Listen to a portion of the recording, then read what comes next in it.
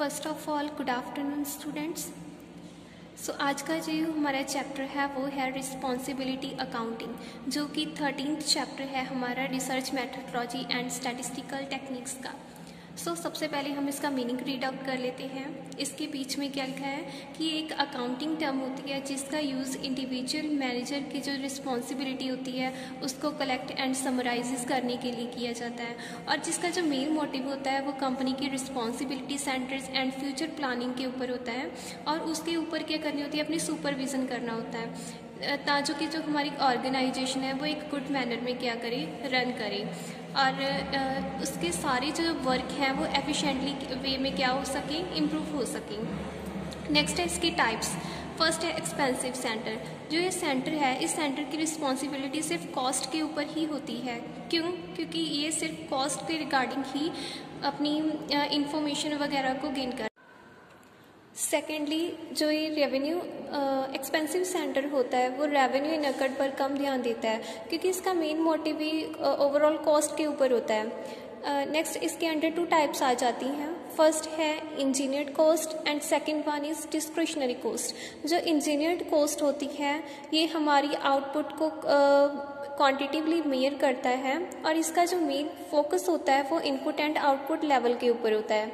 दूसरी तरफ जो डिस्क्रिशनरी कॉस्ट होती है, इसका जो मेन मोटिव होता है वो परफॉर्मेंस एंड बजटेड कॉस्ट को आपस में क्या करना होता है, इक्वल करना होता है, और जो परफॉर्मेंस अचीव होती है उसे इन दोनों को क्या करना होता है, एक दूसरे के पैरेलल करना होता है।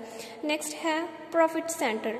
प्रॉफिट सेंटर जो होता है, it refers to the centre which has responsibility to just focus on the profit. इसके नेम से ही क्लियर हो रहा है कि जो प्रॉफिट सेंटर है ये सिर्फ प्रॉफिट के ऊपर ही ध्यान देता है और किसी पर नहीं। एग्जाम्पल में लिखा हुआ है revenue increase to the cost, meaning कि इसमें रेवेन्यू ज़्यादा होते हैं as compare to the cost. Next है रेवेन्यू एंड एक्सपेंसेस के ऊपर जो ध्यान देता है ऑर्गेनाइजेशन की। Profit centre is autonomous, meaning कि ये ऑटोनोमस नेचर का होता है as compare to the another centres.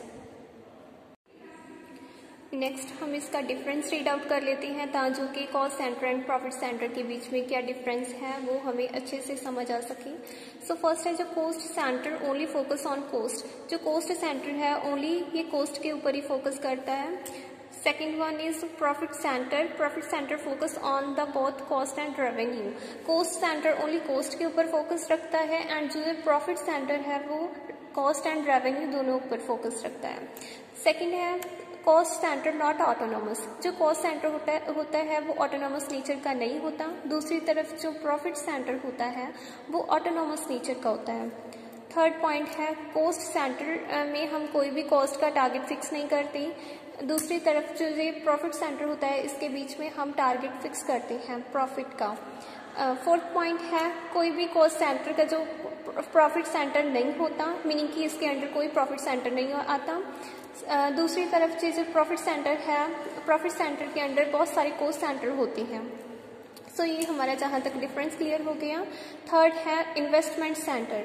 Investment centre not only revenue और cost but also focus on the investment, meaning कि ये सिर्फ कॉस्ट एंड रेवेन्यू के ऊपर फोकस नहीं रखता बल्कि ये अपनी इन्वेस्टमेंट के ऊपर भी फोकस रखता है। इसका मेन मोटिव होता है ओवरऑल फोकस रखना, जो ये यहाँ पर फैक्टर्स बताए गए हैं। प्रॉपर यूटिलाइजेशन करना एसेट्स की, मीनिंग कि जो हमारी कंपनी में एसेट्स पड़ी हैं उसको प्रॉपरली यूज़ करना, और उसके ऊपर क्या करना ताकि कि उसके ऊपर हमें रिटर्न आने शुरू हो जाए। रेट ऑफ इंटरेस्ट का यहाँ पर फॉर्मूला लिखा हुआ है profits upon capital employed into 100। Next है EAV, NOPATPI, net operating profit after tax plus interest, WACC weighted average cost of capital, meaning कि इसकी फुल फॉर्म्स बताई हुई हैं जो फॉर्मूले के अंडर लिखे हुए हैं। Thank you very much. Hope आप सभी को मेरी वीडियो पसंद आई होगी। अगर आपका पंजाबी मीडियम है तो आप इससे आसानी से अपने नोट्स प्रिपेयर कर सकते हैं। अदरवाइज़ जिनका इंग्लिश एंड हिंदी मीडियम है उनके लिए भी ये वीडियो फ्रूटफुल है। आप प्लीज़ इसे लाइक शेयर एंड कमेंट कर देना ताकि कि मुझे फीडबैक मिल सके कि हाँ आपको वीडियो समझ में आ रही है, ताकि कि मैं अपने नेक्स्ट वीडियोज़ को अपलोड कर सकूँ। Thank you.